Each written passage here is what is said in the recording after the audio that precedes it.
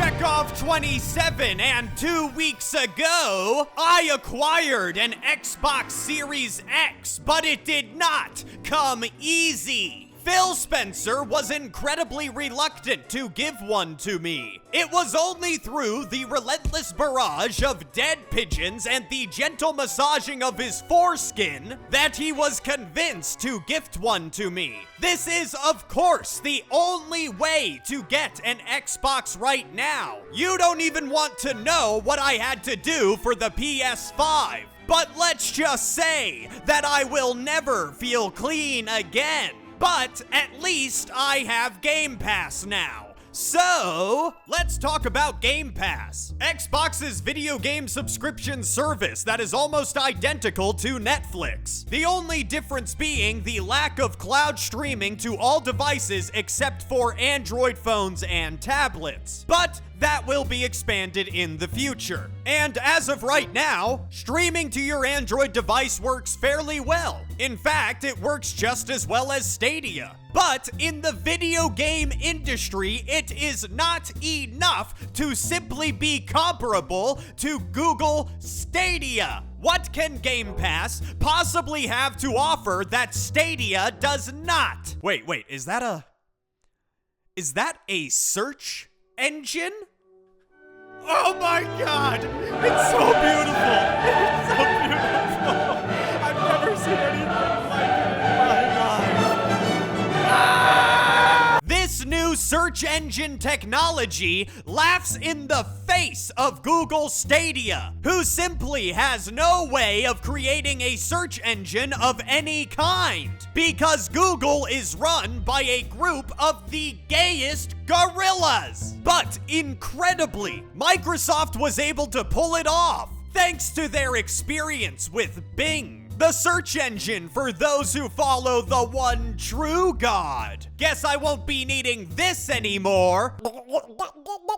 But in all seriousness, is Game Pass a better service than Stadia? Well, in my humble opinion, fuck yes! While Game Pass is still in the beta for its cloud streaming, I still think that you are better off with Game Pass in the long run, simply because Game Pass has a better service model. Let me break it down real quick. With Game Pass Ultimate, you pay $15 a month and get access to what scientists refer to as a metric dick ton of games. Along with Xbox Live, you also have the ability to play these games on several different devices, PC, phone, or Xbox. And all saves are carried over, although certain titles are not available for PC or on Xbox Cloud streaming. But it's really not that big of an issue, just a few titles here and there. You also have the option of getting a Game Pass subscription for just PC or just Xbox at $10 a month. Now, with Stadia, you have two options. You can simply use the Stadia platform and just pay for individual games, or you can get Stadia Pro, which for $10 a month gives you a random selection of free games that you do get to keep permanently as long as you continue to pay for Stadia Pro. But you still have to pay for other individual games within the service. Stadia Pro also gives you the luxury of 4K streaming, while standard Stadia only offers 1080p streaming, and Xbox Cloud Gaming only offers 720p streaming. But the true benefit of Stadia is that you do not need a powerful PC or console in order to play these games. You can use any computer, Android phone, or Chromecast. And if that is more important to you than having access to a metric dickload of titles, then more power to you. Perhaps you're in a situation in which you don't have any hardware powerful enough for these games. Maybe you just want something that is simple and easy, and that is totally fine. But especially in light of recent news about Google closing its first-party studios, you are not getting the best deal possible with Google Stadia. But why is Xbox Game Pass a better option? Well, mainly the abundance of titles and the exclusives that are being offered here. Now, with Stadia Pro, you do get to keep the random free monthly games for as long as you pay for Pro. While with Game Pass, certain titles are only available for a set amount of time. usually 3 months. But for me, 3 months is plenty of time. I much prefer the Game Pass model, being able to scroll through the games, pick some that look fun, install them while I work, and give them a try, without the pressure of spending money on something that I might not enjoy. Game Pass has pushed me to try titles that I otherwise would have skipped. Plus, it's connected to Xbox Live, which has about 90 million active users, as opposed to Stadia's 1 million. Have you ever tried to play Mortal Kombat Online with Stadia? You'd have an easier time finding a Scotsman without his dick in a sheep.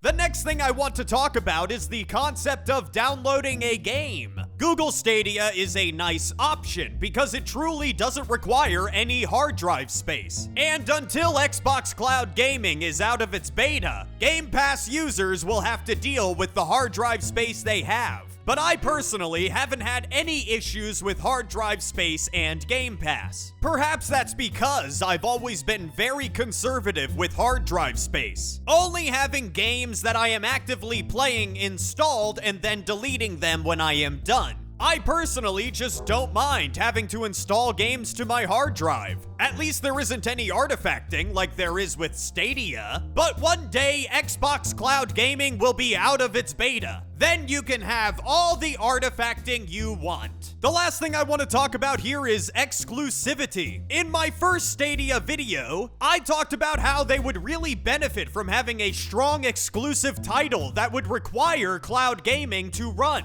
Something that would be incapable of running on consumer-grade hardware. And then, Phil Harrison watched my video and said...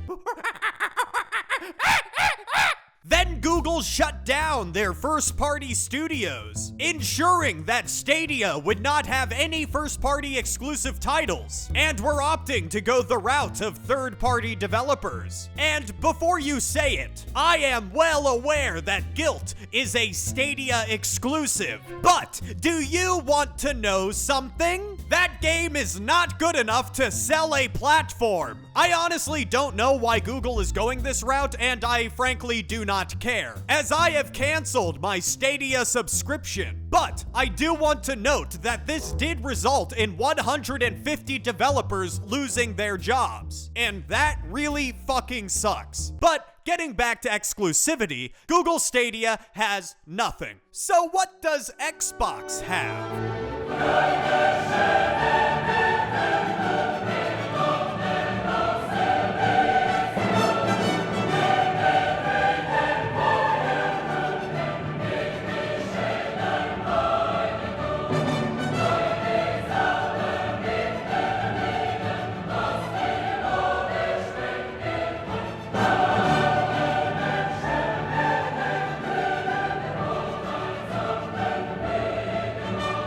This really sells it for me. Game Pass just has so many amazing games available from the get-go. And if you feel that the Series X is a little too pricey and you're not interested in physical media, I have heard great things about the Series S, which of course is only available in the Temple of Doom. If you pay $300 and manage to escape with your life, you get a lovely little next-gen system. And all you'll ever really need for it is Game Pass, which is a fantastic service, and I am so glad that I gave it a shot. Now, I was actually planning for this week's video to be a full game review, but this topic felt more relevant given the news about Stadia. However, in order to satiate my game review hunger, let's rapid fire some suggestions for games on Game Pass, because there is truly something here for everyone. Do you want to play as a whole that swallows everything in sight? Play Donut County. This is a good, short game, and I am glad that I do not own it, because I will probably never play it again. Do you want something relaxing and beautiful? Play Spiritfarer or Tetris Effect on beginner. Do you want something sadistic and horrifying? then play Resident Evil 7 or Tetris Effect on Expert. Honestly, Tetris Effect is just fucking awesome. It easily gets a 5 out of 5 and a blowjob from yours truly. Do you want to play a game that was strategically designed to give you exotropia? Well, you can play the medium and then learn to play the piano because you are now Stevie Wonder. Tell me, do you enjoy playing with your penis? Tugging on your own sausage? Yanking your doodle like a true American? Do you enjoy the production and consumption of your own man mayonnaise? Well, Game Pass is not gonna judge you. Unlike some platforms, do you enjoy having aggressive sex with your pillow so loudly that your neighbors feel the need to call the police? Actually, let me rephrase that. Do you like anime? Well, you can play Dragon Quest XI, Echoes of an Elusive Age S. Fun fact, the S stands for syphilis. Now, do you want to play as a dog, conjoined to another dog, and solve puzzles? Well, you can play Fogs. I don't know what the PH is, but I know the OGS is the last part of dogs, which, if spelled backwards and if you move the S, spells gods. These are my new gods now. Guess I won't be needing this anymore.